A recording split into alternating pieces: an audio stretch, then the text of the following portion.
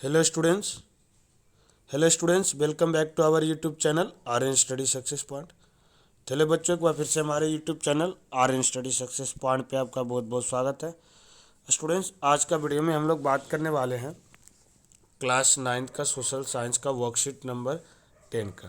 Class 9 का social science का worksheet number 10 करेंगे और ये जो वर्कशीट है 29/7/2021 का है। इसमें हमें सब टॉपिक दिया गया है why do we need parliament, हमें पार्लियामेंट की ज़रूरत क्यों पड़ती है, इसके बारे में पढ़ना है। तो यहाँ पे देखो, पहले बताया गया कि रोल ऑफ पार्लियामेंट, यानी कि जो पार्लियामेंट है उसका रोल क्या होता है। तो our country India is divided into many constituency, यानी कि बहुत सारे कॉन्स्टिट्यूएंसी में डिवाइड है। द प्लेस विच इलेक्शन है, कॉन्स्टिट्यूएंसी क्या होता है, अलग अलग जगह पे जहाँ पे इलेक्शन होता है। जैसे संसदीय क्षेत्र हो गया, विधानसभा में अगर स्टेट की बात करें तो अलग अलग विधानसभा में बटा हुआ है। ठीक है, इसे संसदीय क्षेत्र होता है तो अलग अलग कॉन्स्टिट्यूएंसी में बटा हुआ है। One person from each constituency sent to the parliament on winning the election, और हर एक एक पर्सन को कॉन्स्टिट्यूएंसी से मतलब उस जो इलेक्शन होता है उसके बाद वहाँ से भेजा जाता है, कहाँ पे, पार्लियामेंट में भेजा जाता है इलेक्शन जीतने के बाद। जिस पार्टी का, बहुत सारे पार्टी चुनाव लड़ते हैं और उसमें से जो पार्टी जीतती है उसे, यानी कि जो जीतेगा उसे कॉन्स्टिट्यूएंसी से, उस कॉन्स्टिट्यूएंसी से उसे कहाँ पार्लियामेंट भेजा जाता है, किसके रूप में, संसद के रूप में। The contesting candidate are usually member of different political party, वही बताया। ये जो कंटेस्टिंग कैंडिडेट्स होते हैं, जो चुनाव लड़ते हैं, अलग अलग पार्टी के होते हैं। आफ्टर बीइंग इलेक्टेड, जब वो चुने जाते हैं, जीतते हैं, this candidate call member of parliament, ये क्या कहा जाते हैं, एमपी, यानी कि एमपी मतलब मेंबर ऑफ पार्लियामेंट कहा जाते हैं। Parliament is form by this MP, अब पार्लियामेंट जो है यही एमपी के फॉर्म होता है, इन एमपी के वजह से। ठीक है, ये सारे एमपी मिलकर पार्लियामेंट का गठन कर।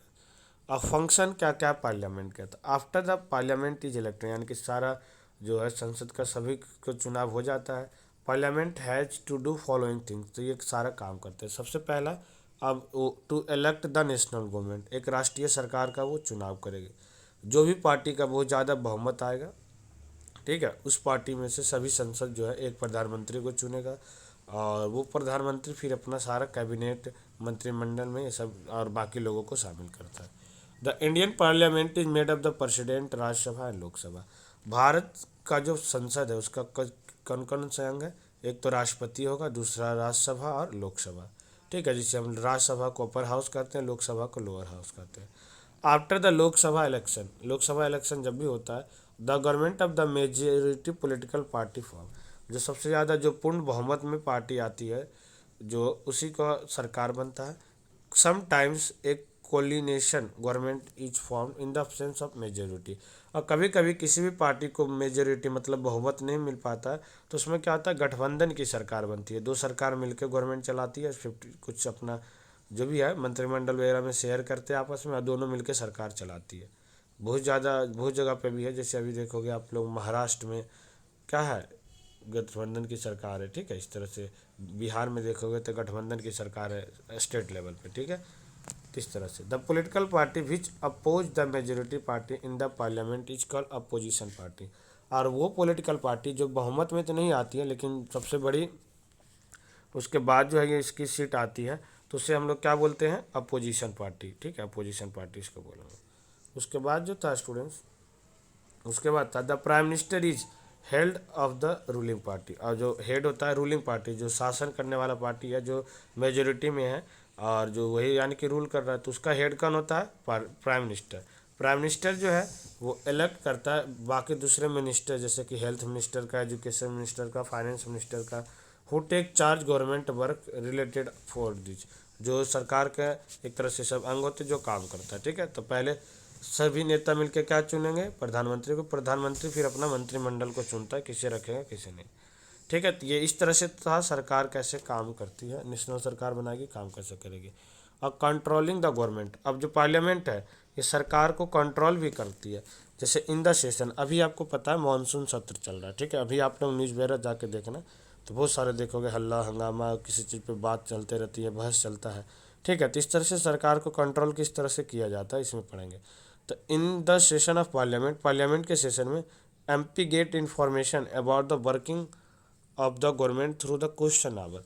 क्वेश्चन आवर में जो एमपी होते हैं, जो संसद होते हैं, क्या करते हैं, इन्फॉर्मेशन सूचना देते हैं जो भी काम वगैरह कर रहे हैं सरकार की।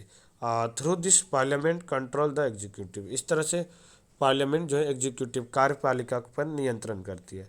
Through the question the government is concerns about the short coming drawback, इसे जवाब भी देना पड़ता है, कुछ कमियां जो होता है उसके बारे में भी पता चलता है लोगों को इस तरीके से। In this way government also get chance to know the opinion of the public through the representative of the people, that is MP. और इस तरह से लोगों की, जनता जो सरकार है, और सरकार भी जानती है जनता की क्या इच्छा है, किसके तरह जो वहाँ के एमपी होते हैं उसके थ्रू, क्योंकि हर एक एमपी जो होता है इस पर जवाब देता है, प्रतिक्रिया देता है। कुछ भी सरकार काम कर रही है उसकी कमियां गिनाएगा तो कमियां गिनाएगा, कुछ प्रॉब्लम है वहाँ के लोगों का तो अपना संसद में आवाज़ एक तरह का बनता है, अपने वहाँ का कंस्टिट्यूएंसी का जो भी संसद होता है, सांसद। इस तरह से सरकार जो है वहाँ के लोगों की समस्या के बारे में भी जानती है। ठीक है। Asking question to the government is very important responsibility of any MP, किसी भी एमपी के लिए, किसी भी संसद के लिए सरकार से क्वेश्चन पूछना ये बहुत ही एक बड़ा उत्तरदायित्व होता है। जैसे कि अपोजिशन पार्टी भी opposition party also play the important role in the healthy functioning of the democracy, यानी कि जो अपोजिशन पार्टी होती है, जो खिलाफ में, जो सत्ता में नहीं आती लेकिन वो बहुमत से थोड़ा कम रहता है, जो सत्ता में नहीं आ पाता है, वो भी बहुत बड़ा योगदान प्ले करता है एक लोकतांत्रिक देश में। ठीक है। वो क्वेश्चन मेरा पूछता है सरकार को, हर एक कोई चीज़ गलत करते हो तो उस पर घेरेगा। They bring before the shortcoming of the policy and programmes of the government, इस तरह से सरकार के ऊपर ये काम पे वगैरह पे नियंत्रण करती है। और लॉ कैसे बनता है, लॉ मेकिंग, अब अभी हम बताएं कि जो हमारा संसद है यही कानून बनाता है। Law making is a significant function of parliament, एक बहुत बड़ा पहचान है संसद का।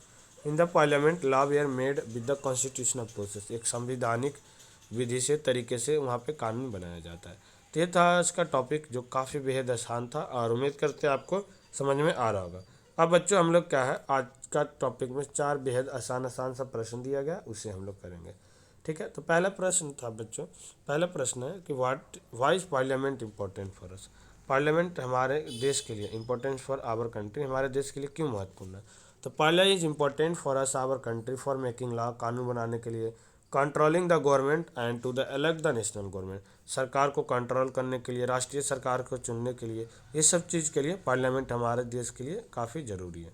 ओके स्टूडेंट्स, तो काफ़ी इजी से आंसर हम शॉर्ट में लिख रखे हैं और उम्मीद करते हैं आपको समझ में आ भी रहा होगा। How is the national government form, अब राष्ट्रीय सरकार का निर्माण कैसे होता है, कैसे बनता है। तो आफ्टर द लोकसभा इलेक्शन, जब लोकसभा इलेक्शन हो जाता है, जो मेजोरिटी पॉलिटिकल पार्टी होती है वो सरकार बनाती है, form the national government. Some time, यानी कि कुछ समय कोलिशन गवर्नमेंट भी बनता है, यानी कि गठबंधन की सरकार बनेगी जब मेजोरिटी का एब्सेंस होगा, यानी कि कोई भी पार्टी मेजोरिटी में नहीं आती है तो। ठीक है। इस तरह से नेशनल यानी कि राष्ट्रीय सरकार का गठन होता है, बनता है।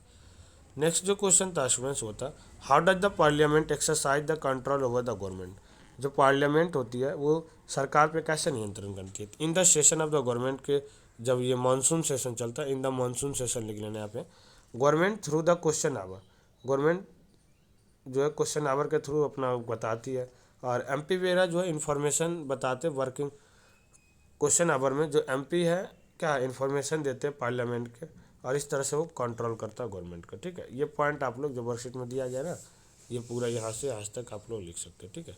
इन द को यहाँ से यहाँ तक, और ज़्यादा है थोड़ा बड़ा लिखना चाहते हैं, ठीक है, ये कंट्रोल द एग्जीक्यूटिव। ठीक है। इस तरह से आगे यहाँ तक भी आप लोग लिख सकते हैं, ड्रॉबैक, कमियाँ भी सरकार की गिनाते हैं। ठीक है। तो वही हम लिख रखे। अब है what do you think parliament is important for us, fourth question था, आप लोग क्या सोचते हो कि पार्लियामेंट क्या है, इम्पोर्टेंट है हमारे लिए। तो parliament is important for making new law, कौन सा, नए कानून बनाने के लिए वो इम्पोर्टेंट है in our country, and changing and abolishing executing law, और क्या है, चेंज करने के लिए, और जो अभी का लॉ है उसमें बदलाना या संशोधन करना है तो उसके लिए, या चेंज करना है और या नया कानून लाना है, उसके लिए हमारे पार्लियामेंट इंपॉर्टेंट है। ये और क्या इंपॉर्टेंट है, it is also important for controlling the government, सरकार पे नियंत्रण करना, और इलेक्ट द नेशनल गवर्नमेंट, नए सरकार का गठन करने के लिए भी इम्पोर्टेंस है। ठीक है। तो इस तरह से आज का वर्कशीट का बेहद आसान आसान क्वेश्चन था और टॉपिक्स था, जो उम्मीद करते हैं आपको समझ में आया होगा। तो फिर मिलते हैं बच्चों अगली क्लास में, जब तक आप लोग घर पे सेफ रहिए, सुरक्षित रहिए। जय हिंद।